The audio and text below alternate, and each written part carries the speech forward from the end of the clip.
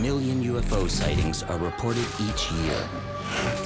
Most can be debunked, but 5% remain unexplained. These are the close encounters.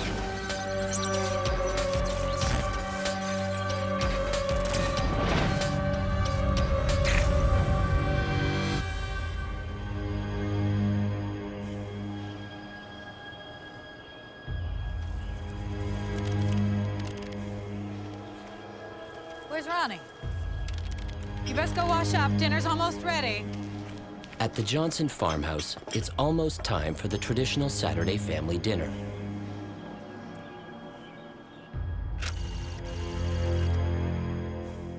Delphos, Kansas is a very small community. These are just good, all-American farm folks that we're talking about for this family.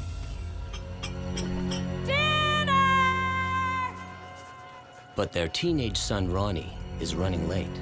He still needs to feed the pigs.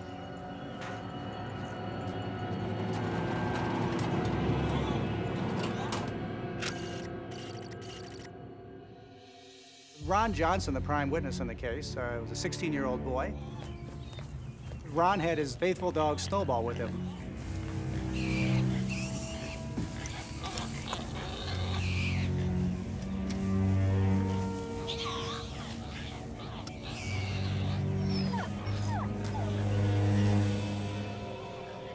His dog, Snowball, who was his constant companion, apparently showed unease looking up at the sky. What's wrong, boy? He's disturbed by something off in the distance.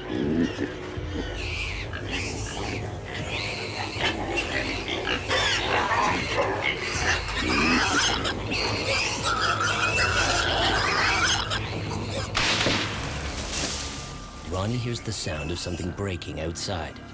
Dad?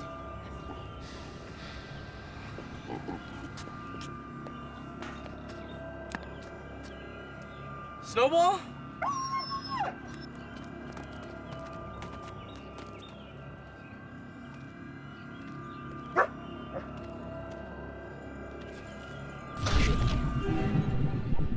Ronnie hears another unfamiliar sound. It seems to be coming from the other side of the barn. Ron thought he heard something that he described similar to a washing machine. It was a metallic type of sound. Ron was about 75 feet from the source of the sound itself.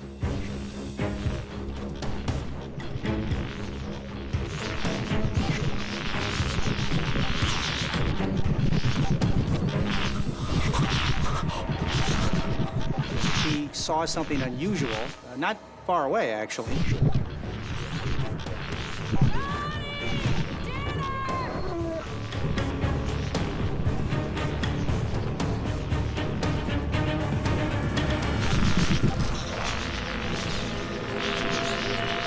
He saw this mushroom-shaped object hovering right above the ground.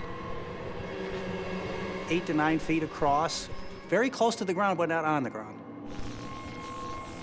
Ron lived in an isolated area on a farm. There were no military bases or helicopters that would have been in that area, and they certainly would not have looked similar to this object. Ron looked closely at it, but he just couldn't see any specific details, possibly because it was so bright. As Ron was watching the object, the glow at the base began to brighten more. Ronnie thinks he sees something seeping from the craft. There appeared to be highly illuminated material coming from it.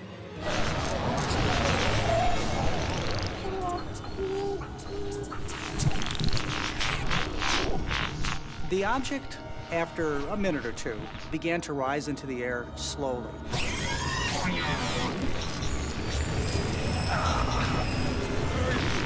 He began to feel his eyes burning.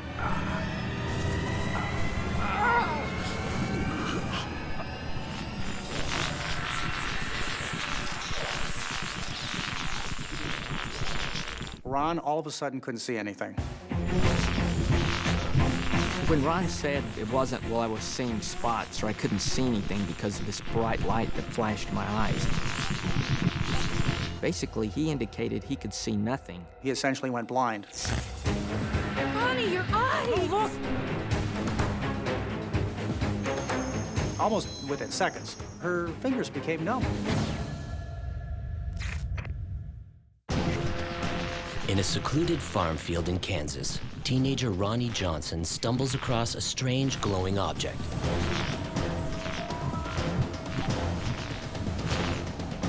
That suddenly blinds him. Ron basically described what you would call full blindness. But it's not only Ronnie that's having a strange experience. Snowball! Snowball! Where are you, Snowball?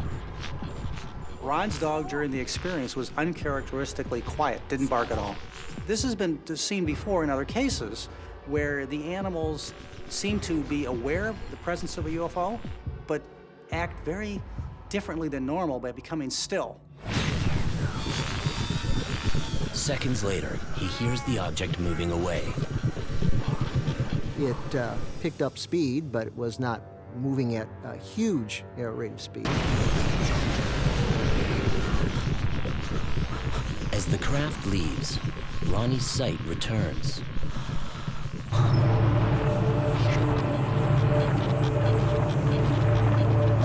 I would think it would have to be something that shocked the optic nerve behind the eye in such a way that for a brief moments in time, the brain was not communicating with the optic nerve. Come on, buddy.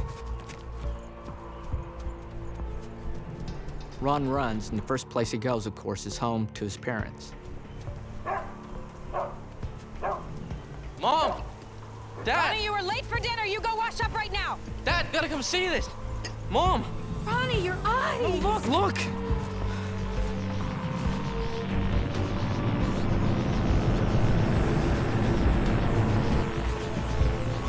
As his mother and father looked up in the sky, they described something as bright as a car headlight at 100 feet. That's much brighter than the full moon. That is an object which you're not going to misinterpret as any other type of celestial object.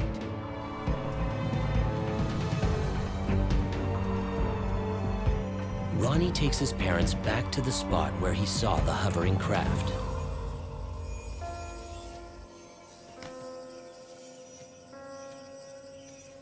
They saw this glowing ring on the ground.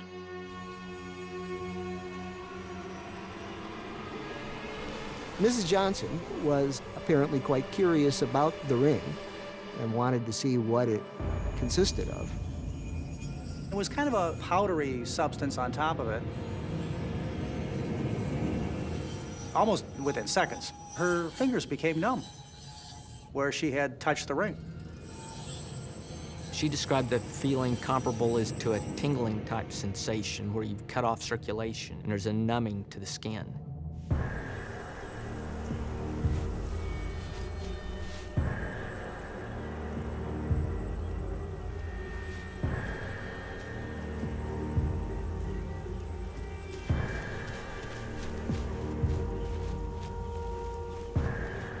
Jeez.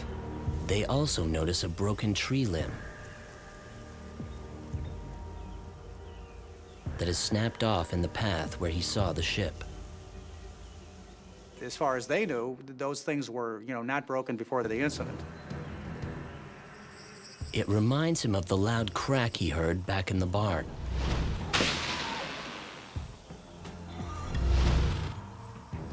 The tree limb has the same glow as the strange ring. Mrs. Johnson went back into the house. She got a camera, took a photograph of the ring, and that photograph exists today.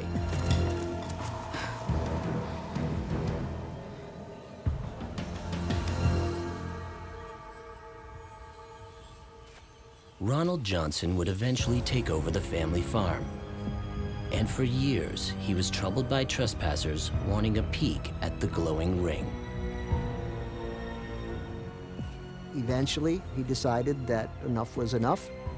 He brought in a load of topsoil and buried the ring, or what was then left of the ring.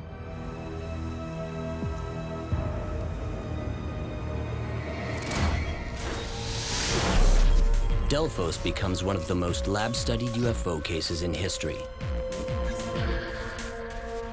Soil sample tests reveal that the white ring substance is both resistant to water and glows in the dark.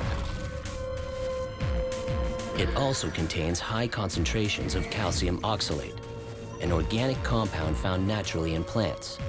It is both corrosive and dangerous if swallowed. Skeptics conclude that the unusual ring is a naturally occurring circular growth of fungus known as a fairy ring. But some biologists dismiss the fairy ring theory on the basis that these natural formations are not resistant to water, nor do they glow in the dark like the mysterious circle on the Johnson farm.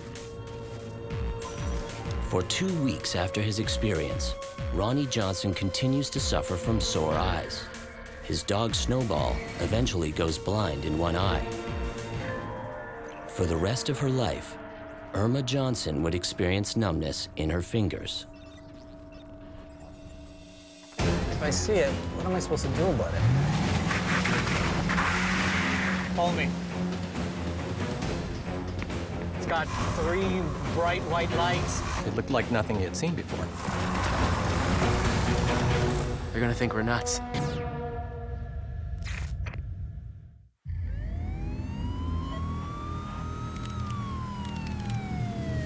In the small town of Lebanon, Illinois, Officer Ed Barton is pulled from a routine call by a very unusual request. Lebanon Car 3, disregard your 1016. I've got it covered. I have a truck driver reporting something strange up in the sky. It's close to you.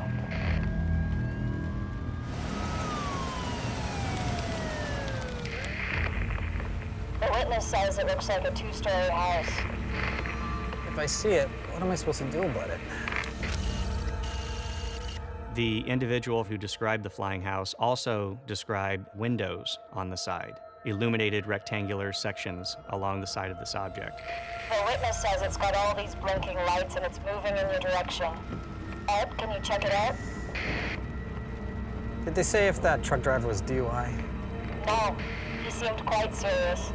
It's a 1033, suspicious vehicle. 10-4. I'm out.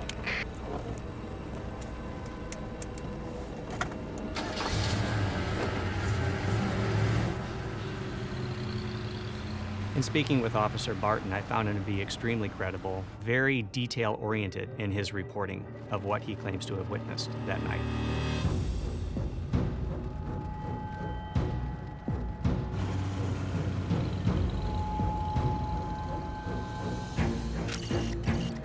When Officer Barton was traveling west on Whitacus Road, he observed 2 lights in the distance. He speculated that it might have been an aircraft coming in for landing.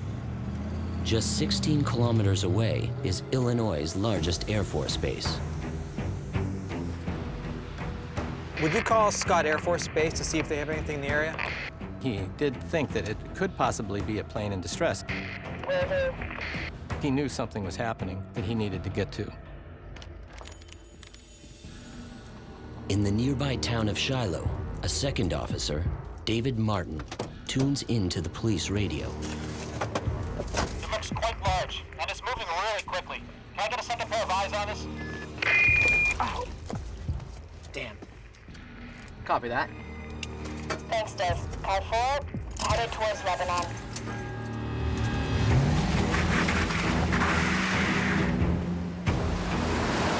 It looks like the lights are actually changing shape.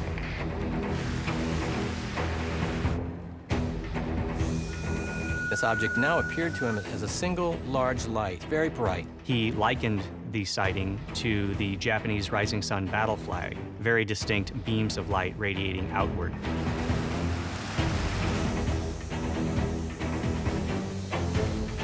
Police officers as UFO witnesses, they have much more to lose than the average citizen. Their reputation, their credibility is what they stand upon.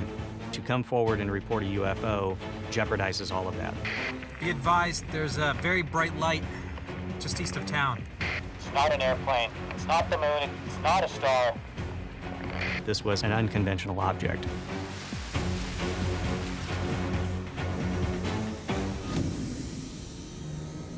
Ed, I just heard from Scott Base.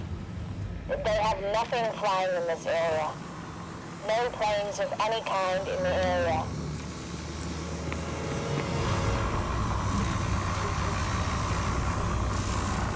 Ed, do you copy? It looked like nothing he had seen before.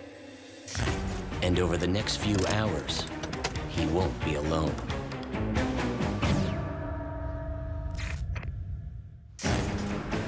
Officer Ed Barton responds to a call about a strange flying house moving over Lebanon, Illinois. Be advised, there's a very bright light just east of town. He discovers a craft that appears to change shape in seconds. The aspect of morphing or changing shape has been documented over many decades in UFO reports. Certainly we're not aware of all the R&D development in the Black Project world, but that aspect seems to defy man-made technology as we know it. The object morphs into a long triangle.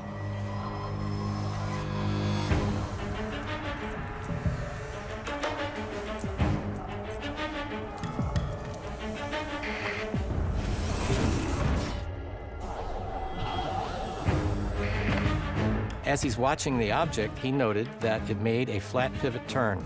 This particular type of maneuver flies in the face of conventional aerodynamic principles, as far as aircraft typically banking when they make a turn. This object was silent and made a flat turn.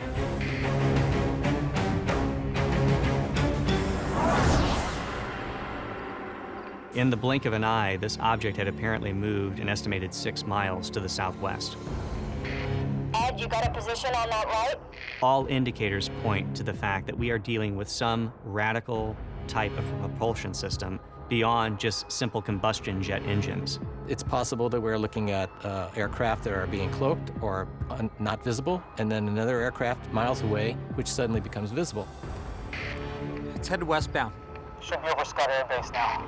If the Shiloh officer looks up, he could probably see it.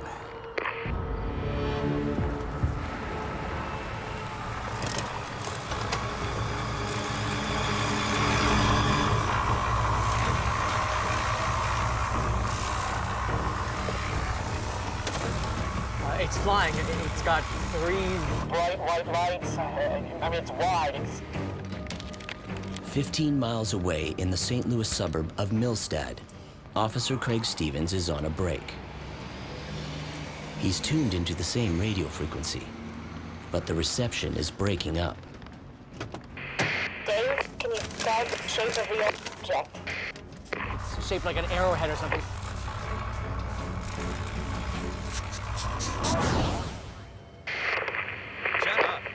eastbound. Millstad, call 1. Officer Craig Stevens is suddenly drawn into the call. Millstad, call 1, an unidentified aircraft headed your way.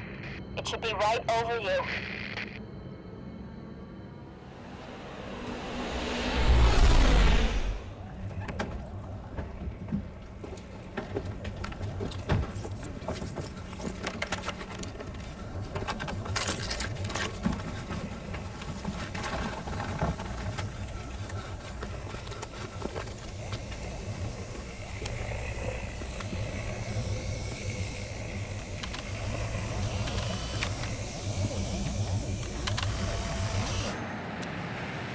Follow me.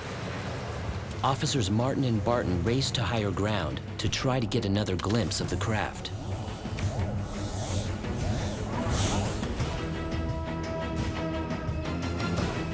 But it's too late. Within 2 or 3 seconds, it was gone. The object fades on the horizon.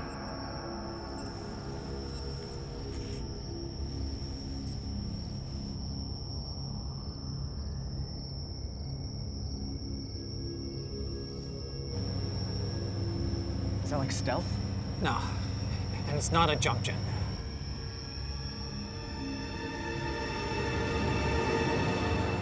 They're gonna think we're nuts. That same night, the officers file separate reports of what they saw. All 3 officers submit forensic sketches of the object. When later analyzed, Officer Stevens' photo is too blurry to confirm details of any craft. Scott Air Force Base reports that their radar system was turned off the night of the sighting. making it impossible to confirm or deny what they saw. In 2002, the National Institute for Discovery Science, a non-governmental organization, revealed that the object could have been an experimental Department of Defense lighter-than aircraft, a claim that still remains unconfirmed. As of February 2012, the National UFO Reporting Center has received nearly 7,000 reports of triangular-shaped crafts throughout the United States.